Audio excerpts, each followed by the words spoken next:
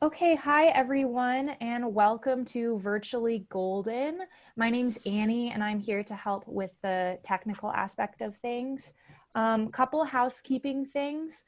If you ever have a question for our speaker, just click the unmute button, which is at the bottom left of your screen, and go ahead and ask your question. If you are not asking a question, please keep yourself on mute so there's no background noise while our speaker is talking. Um, if you are interested in seeing previous recordings or the schedule for our upcoming Virtually Golden speaker series over the next month or so, visit goldenunited.org. And on the homepage, you'll see links for the schedule and recordings of our previous speakers. With that, I'm going to go ahead and hand it over to Kathy Smith, who's spearheading this program, to introduce our speaker for the day. Thanks, Annie, and thanks so much for all your work with the website and the Facebook page. So happy to introduce Paul Haseman today. Paul is a retired Army officer and aerospace attorney. He earned a BS degree at West Point and graduated as an officer in the Corps of Engineers. His career path later shifted to law, and he has a JD from the University of Virginia and an LLM from George Washington University. Paul worked in the aerospace industry as an attorney for 30 years. He's a member of the Golden United Planning Team, is the current president of Leadership Golden, and serves on the Golden City Council. Take it away, Paul. Hello, hello. Here we are for another scintillating lecture. Who would have ever thought that Charles Welch would be considered scintillating? And what's this Welch ditch? Well, here's a chance to hear all about it.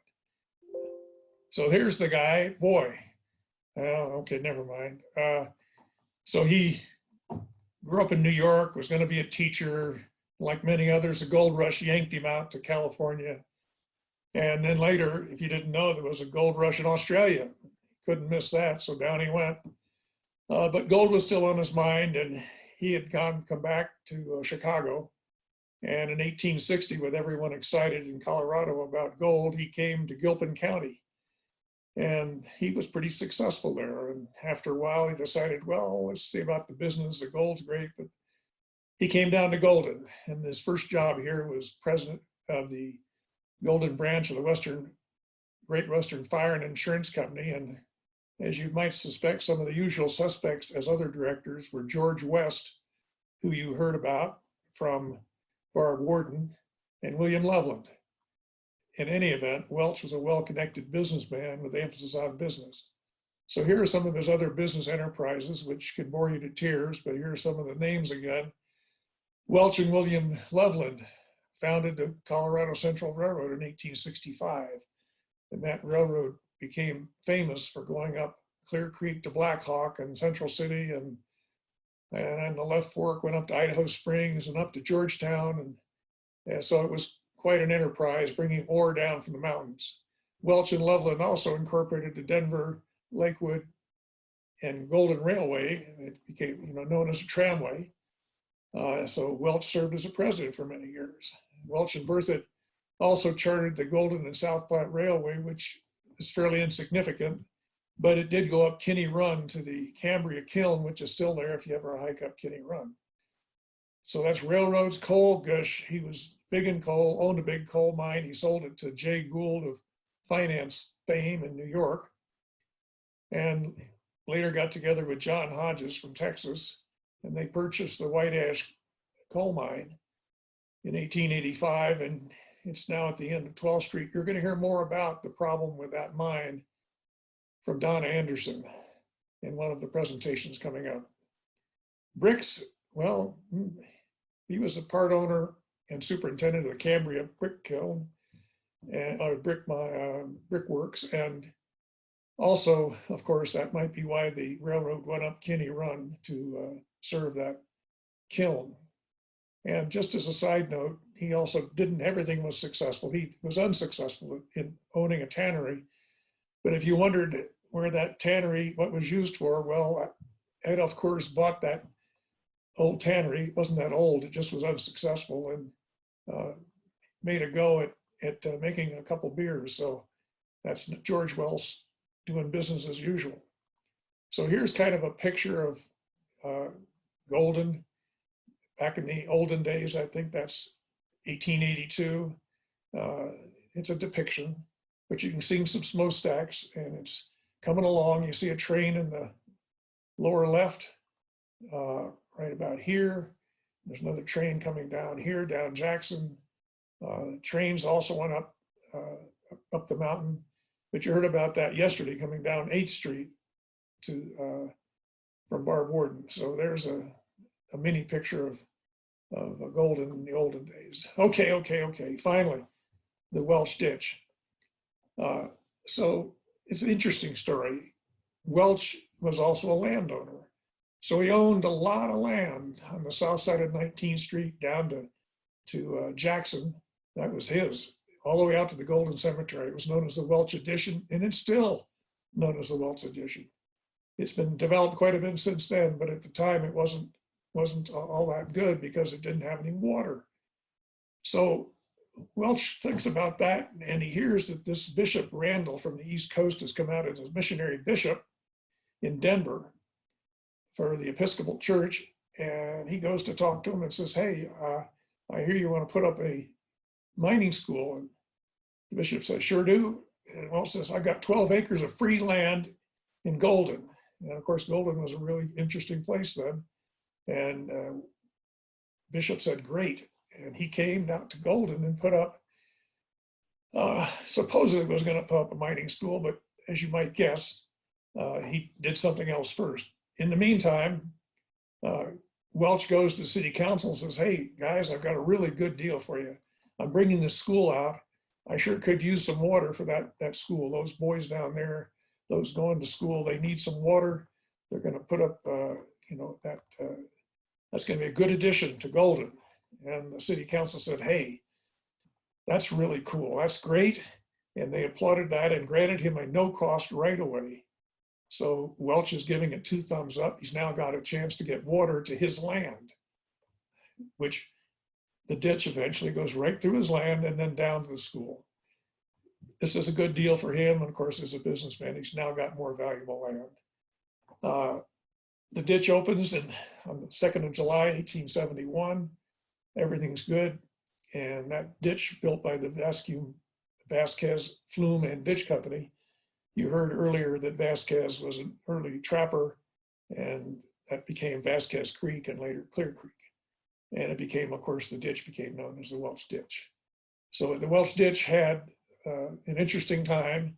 I'm showing a picture if you're on 6th Avenue going up the canyon, or US 6 going up the canyon, and you look to the left, you can see some concrete there. So we had wood and concrete, wood flumes initially, and then later they got destroyed, and Cement Bill Williams jumped in to help out. You know, I'm sure he got paid and put in some concrete flumes, and they're still there. That's the picture from 3 weeks ago. So this is a good enterprise. Cement Bill also put in the Lookout Mountain Road, and it was a real character in Golden. Meanwhile, back at the industrial school, Charles Welch, did I mention he was also a state legislator? So the state legislator, not a state, territorial legislator. So I should change that to territorial legislator.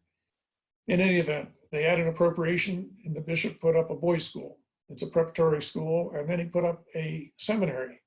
What about this mining school? Okay, 2 years later in 1873, the mining school opens up as the industrial mining school.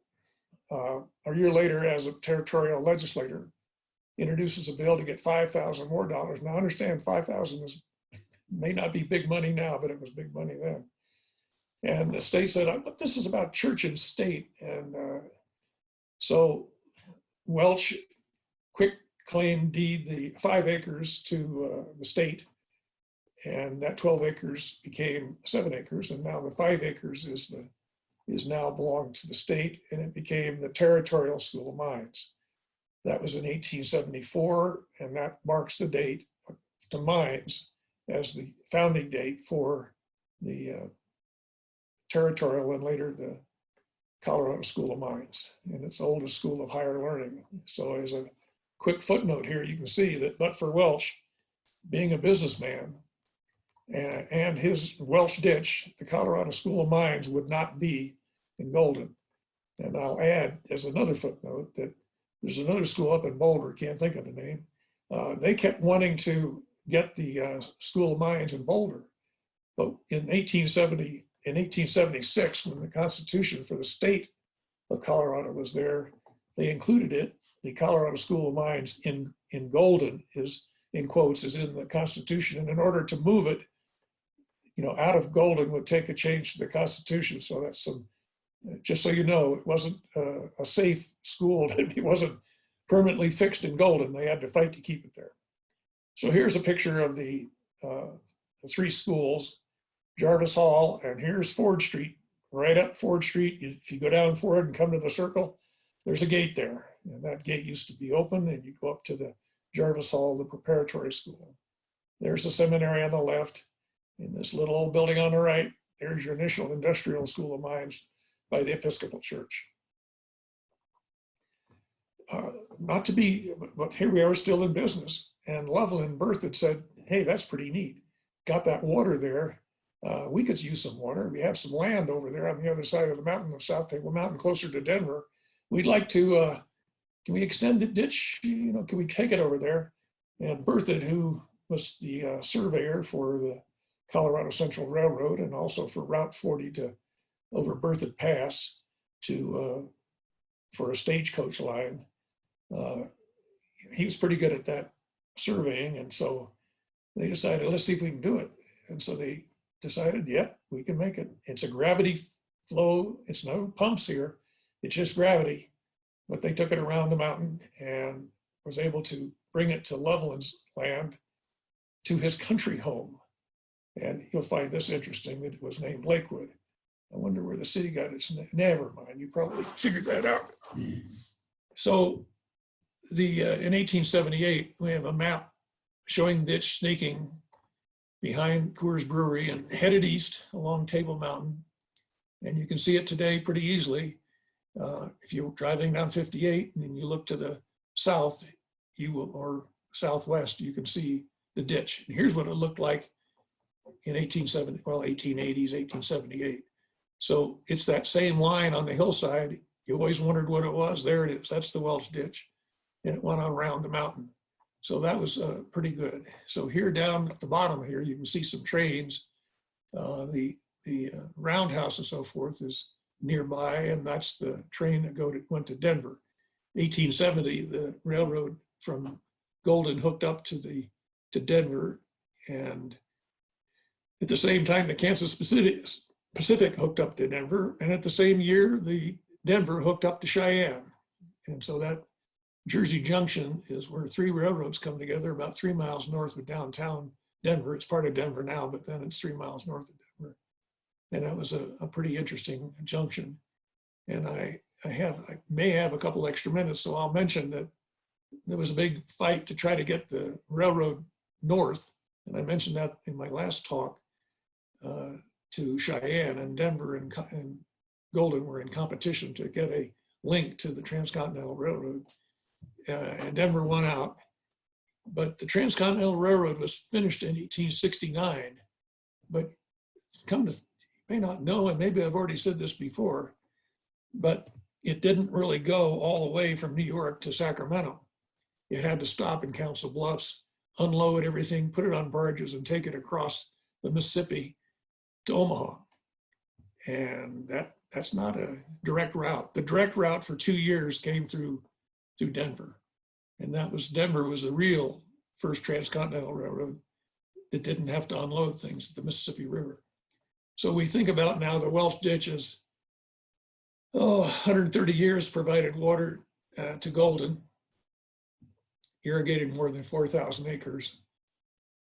And the water rights were purchased by the Ag Ditch a while back, but the water continued to flow in the ditch until 2002 when Fossil Trace was built. Might have been 2001, but anyway, there's Fossil Trace course being built. The water still, and we'll see that in a minute, goes into fossil trace. Right now, Jeffco is interested in the Welch ditch. That section up near the tunnel is about 1.5 miles. They're going to put in a walkway, and it's already under construction. It should get done this year, so we'll have a pedestrian trail along the old Welch ditch, and they're going to put up a commemorative sign. So I won't be the only one that commemorates the Welch ditch. They're going to have a sign about Charles Welch and the Welch ditch. So in 2006, the HPB, Golden Historical Preservation Board, listed the ditch as one of Golden's most endangered historic sites. So preserving the ditch in the canyon and in Golden will continue its benefit for natural resources and ecology, and not only preserve the ditch, but also extend its contributions to Golden. So let's take a quick walk along the ditch. I think we just have enough time. Here we are up there in Clear Creek Canyon, and you see some of the flumes, well, at least built over the flumes as part of that walkway, which is being improved. You can see with some of the trees being cut and lying there that there might have been problems over time, which Jeffco is taking care of as they improve the ditch and make it a really terrific walkway. Below the ditch will be a bike path, but the ditch itself is just a pedestrian walkway. That same walkway, ditch, comes on around from over here around South Mount Zion, and there it is right there along the hillside. If you're driving down 6th and 9th, but that's the Welch ditch. If you continue looking off of 6th Avenue, there it is. Not this mud down here, it's right there along the hillside. And that ditch was used, is still used by one of the developments there, Parfit Estates, that drains now. They've got just by elevating a few feet in the ditch, they've got the water flowing to Chimney Gulch as a drainage area.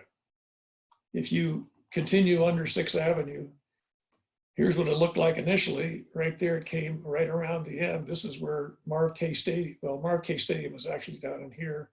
This is a hogback. This is now a parking lot for the football stadium.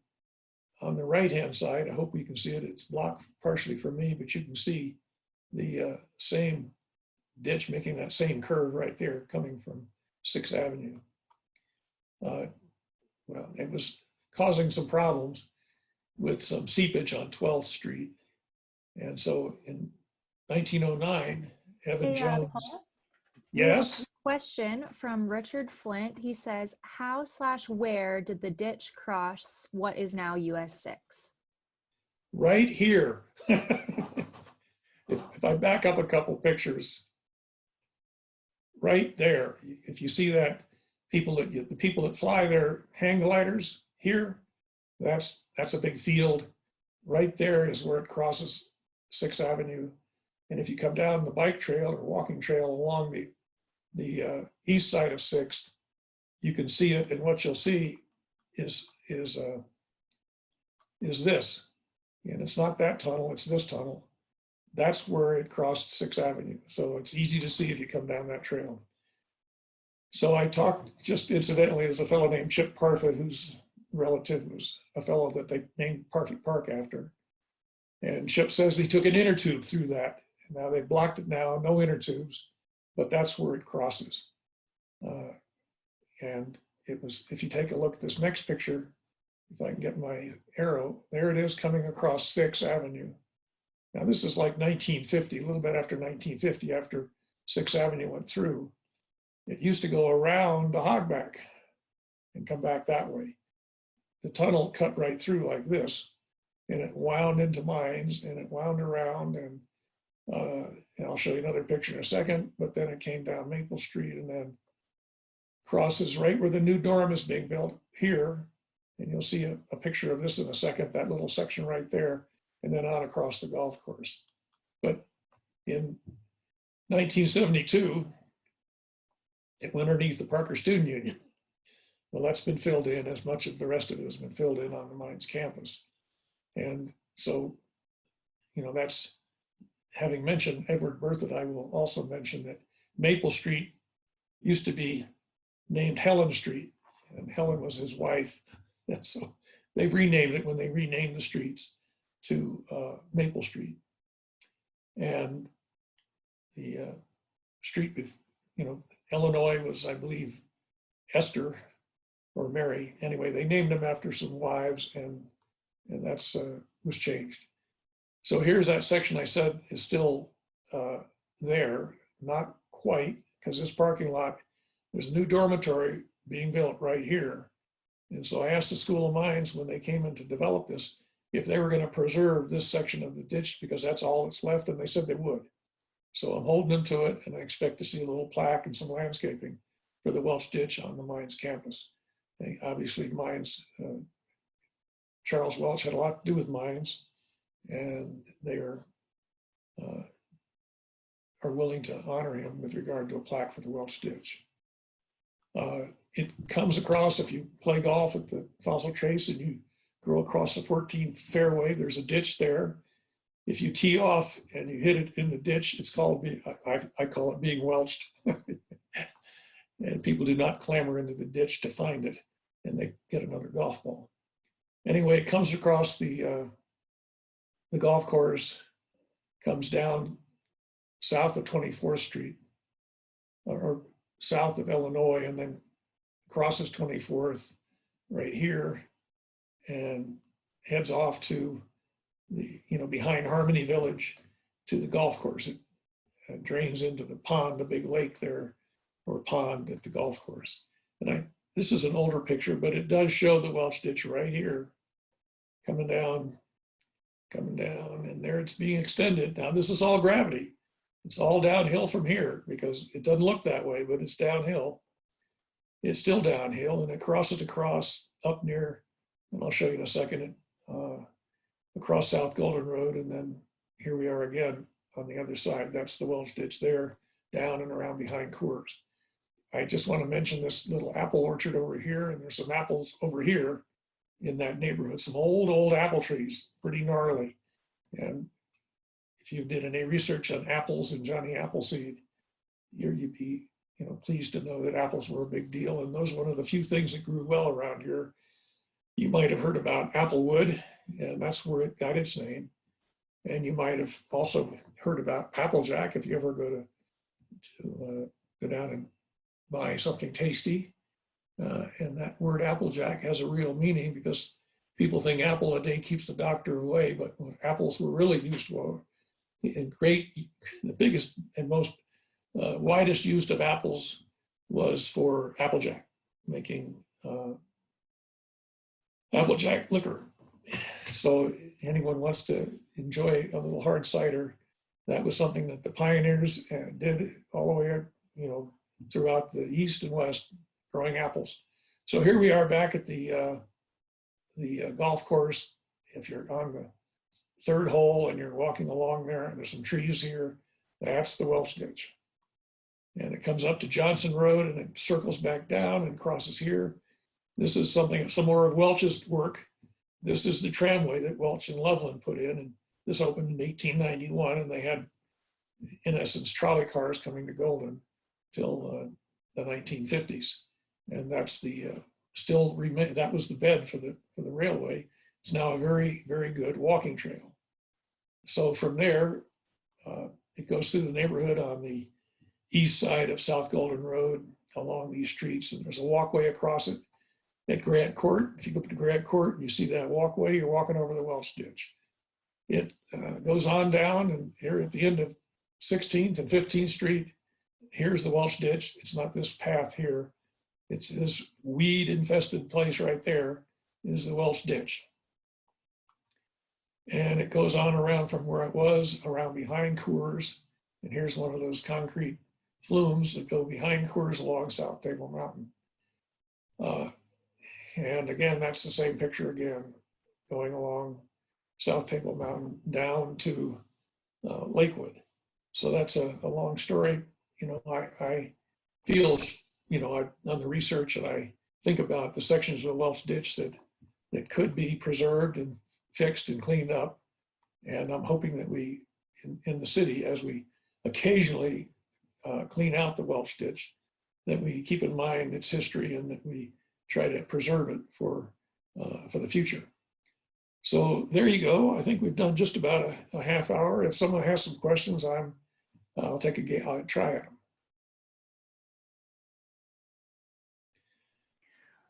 Okay, if you have any questions, just go ahead and click the unmute button at the bottom left corner of your screen and feel free to dive in. Okay. Yeah, hi, this is Steve. I have a question. I was wondering, the big ditch that runs through the Coors Tech Center and near Tony Gramsci's Park, is that part of it? Or is that something different? Oh, I'm glad you asked. So the Welch ditch was on South Table Mountain, and now you're talking North Table Mountain. So we have, ditches were very important because Golden was semi-arid. It was just no trees and grass, rattlesnakes. If you see some of those early pictures, they really needed water. And Clear Creek was the source of the water. So there were several ditches built. One was on this side, or where I'm sitting, on the south side of Clear Creek was the Welch ditch. A little higher and lower down is the Ag ditch. If you drive out 32nd Street and you get to McIntyre, they did some construction on McIntyre a little while ago, fixing up the crossing for the Ag ditch. And that Ag ditch went down to Applewood. On the other side of 58, you have two more pretty important. You've got the church ditch and the Highland and Merchants ditch. I think that's the right name. And the church ditch goes all the way, north to 100th Street. So when you talk about Grampas Park, you're probably talking about the church ditch. But that's the Highland and Merchants ditch. So those are the two on the other side of Clear Creek. So there's at least four of them, and maybe more. And a couple of them still work. The other day, you heard people getting pretty unhappy about closing the walkway on 8th Street, and that was the Ag ditch that was, that caused that the need for the Ag ditch to flow there to be repaired. Okay, I'm ready for more questions. Hi, this is Alice. What's the total length of the Welch ditch? Gosh, I'm going to have to get out my protractor or something and figure it out. But I'd say I'd give it at least 10 miles flowing, 5 miles through Golden. And then I'd say along South Table Mountain. Okay, now I'm up to 12 miles. So that's a long way for that water to flow. It is. Gravity feed. And you think about the mountains being where they are and where it had to start and how far it could go. Anyway, that was a pretty long ditch. And I think the church ditch is probably even longer. Thank you. So I have a question regarding the use of the ditch as stormwater drain. So we live along this ditch, and I recall when the ditch was in action, and also when you mentioned how dry it is here in Golden, but sometimes it rains quite a lot. And the ditch has become a very important part of storm runoff. Is there some way of incorporating the ditch in the plans of moving large volumes of water? Yes, in talking to the city, they realize that it has a periodic function, i.e. when it's big storms, that the water flows. That's why they occasionally clear it out. And when I say clear it out, do they do all of it? I don't know.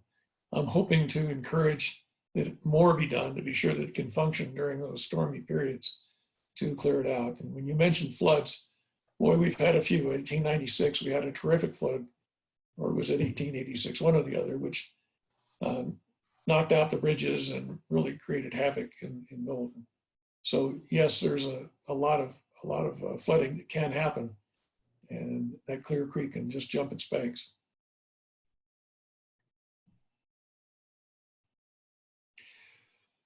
Okay, we're just at 12:31. We started maybe a minute behind, and so here we are at a half hour. I thank you very much. I hope you got a kick out of hearing about this character, Charles Welch, and what he brought to Golden, and the artifact that he has left. Two of them, School of Mines and the Welch Ditch. Hey, Paul, before you leave, Yeah. can I ask, this is Ann Norton. Do you know or have any sense of how much of the ditch is located on public land versus private, whether it's either mines or the city or Jeffco? You know, I think if there's a group called Stewards of Golden, and I bet you that they might want to check to see what is public and what is private. Oh, you're going to make me do the work? If you didn't know, Ann Norton heads up the Stewards of Golden, so she just asked for some extra work. So, but I don't know. I think that, you know, certainly anything that's in the golf course is public. So that's quite a stretch there.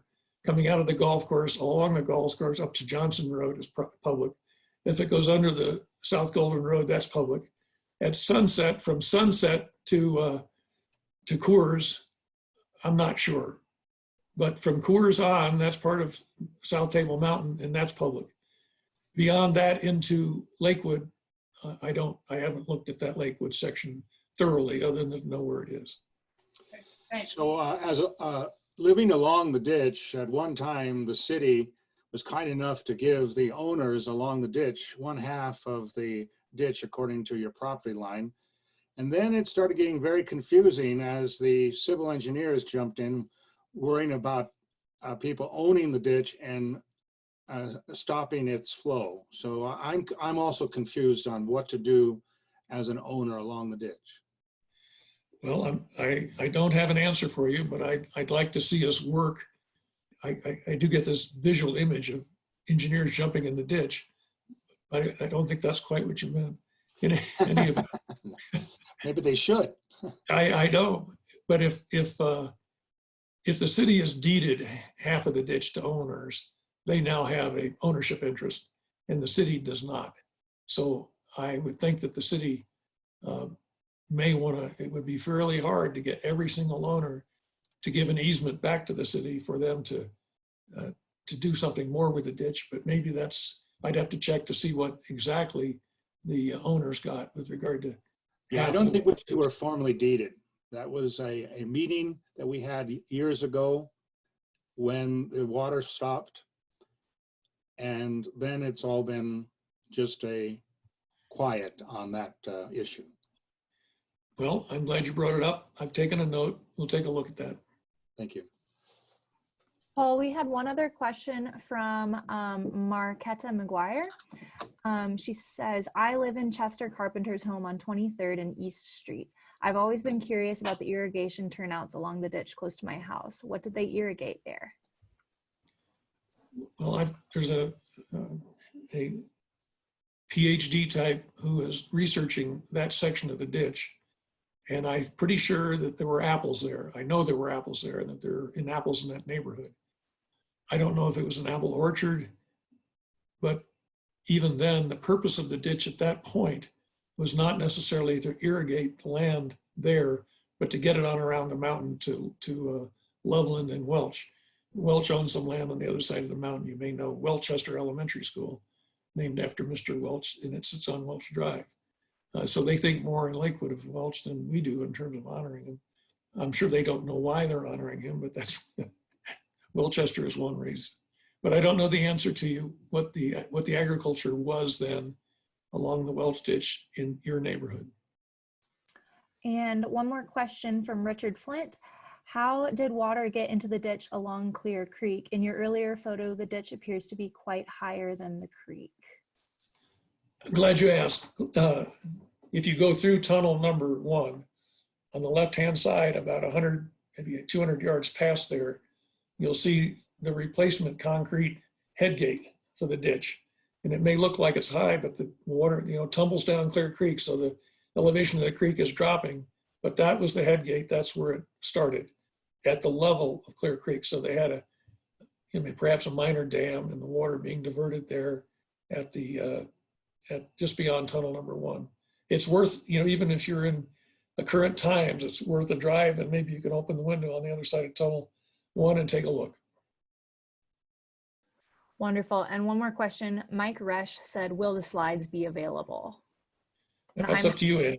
Yeah, Mike, I'm happy to share those slides with you. I'll find your email in the registration, and I'll email them to you later. So I think that's it if we don't have any more questions.